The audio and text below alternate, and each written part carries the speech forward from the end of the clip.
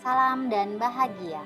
Saya Eni, saya CGP Angkatan 11 akan menyampaikan kesimpulan dan refleksi saya terhadap modul 1.1 mengenai intisari pemikiran Ki Hajar Dewantara. Sebelum mempelajari modul ini, menurut saya pendidikan adalah pembelajaran yang sepenuhnya berfokus pada guru, di mana guru mendominasi seluruh proses pengajaran dan siswa hanya menjadi penerima informasi pasif. Hal ini terbatas pada sisi kognitif, tidak ada integrasi nilai-nilai moral, etika, dan sosial dalam proses pembelajaran yang seharusnya dapat membentuk karakter siswa.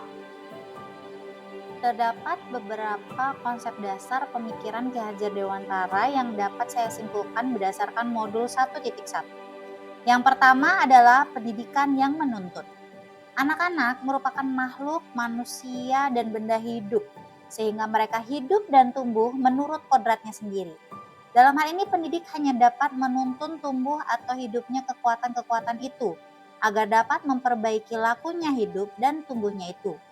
Dengan menggunakan sistem Among, yaitu Ing Harso Sungtolodo di depan memberikan contoh, Ing Madio Mangunkarso di tengah memberikan semangat dan motivasi, Tuturi Handayani di belakang memberikan dorongan untuk mencapai keselamatan dan kebahagiaan yang setinggi-tingginya, baik sebagai manusia maupun sebagai bagian dari anggota masyarakat. Yang kedua adalah integrasi kodrat alam dan kodrat zaman. Pendidikan harus bisa menghormati dan mengembangkan potensi alami anak, sekaligus mempersiapkan mereka untuk dapat beradaptasi dan berkontribusi dalam konteks zaman mereka hidup kelak. Kodrat anak menurut Ki Hajar Dewantara adalah merdeka dan bermain, sehingga permainan anak dapat menjadi bagian dalam pembelajaran di sekolah. Yang ketiga adalah pendidikan yang berpihak pada anak.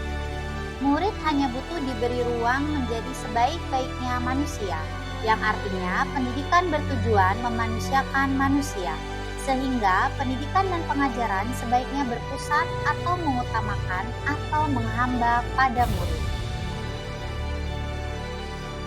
Yang keempat, anak bukan kertas kosong. Anak bukanlah kertas putih kosong yang bisa digambar oleh orang dewasa. Namun anak lahir dengan coretan berupa kekuatan kodrat yang masih samar-samar. Nah, pendidikan berkewajiban dan berkuasa menebalkan segala tulisan yang samar dan yang berisi baik, agar kelak nampak sebagai budi pekerti yang baik. Yang kelima, guru merupakan petani kehidupan. Petani dalam hakikatnya sama kewajibannya dengan seorang guru. Petani yang menanam padi misalnya, hanya dapat menuntun tumbuhnya padi. Dia dapat memperbaiki kondisi tanah, memelihara tanaman padi, memberi pupuk dan air, membasmi ulat atau jamur yang mengganggu hidup tanaman padi. Tetapi ia tidak dapat mengganti kodratnya sebagai tanaman padi. Yang keenam adalah budi pekerti. Budi pekerti, watak, atau karakter merupakan hasil dari bersatunya pikiran atau cipta, perasaan atau rasa, dan kemauan atau karsa, sehingga menimbulkan tenaga atau karya. Pendidikan dan segala pengalaman berpengaruh besar pada tumbuhnya budi pekerti. Budi pekerti dapat tumbuh dan berkembang melalui kearifan lokal.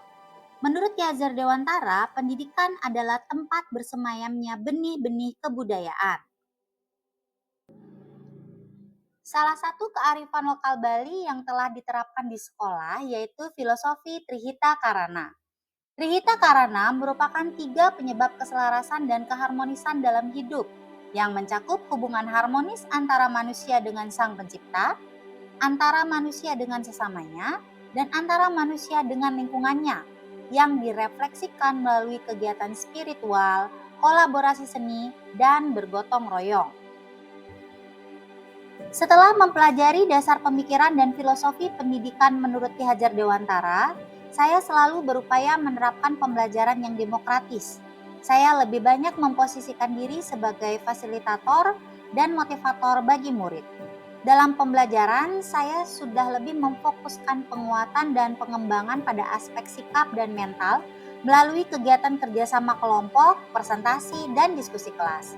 Selain itu, saya juga mulai memanfaatkan teknologi, membekali murid dengan keterampilan melalui aktivitas percobaan dan penyelidikan sesuai dengan zaman mereka, agar kelak mereka bisa hidup, beradaptasi, dan berkarya. Kedepannya, saya akan memilih model dan metode pembelajaran yang berorientasi lebih banyak pada aktivitas siswa, serta menerapkan pembelajaran yang lebih humanis, bervariasi, dan menyenangkan. Demikianlah kesimpulan dan kegiatan refleksi yang saya lakukan. Semoga bermanfaat. Salam dan bahagia.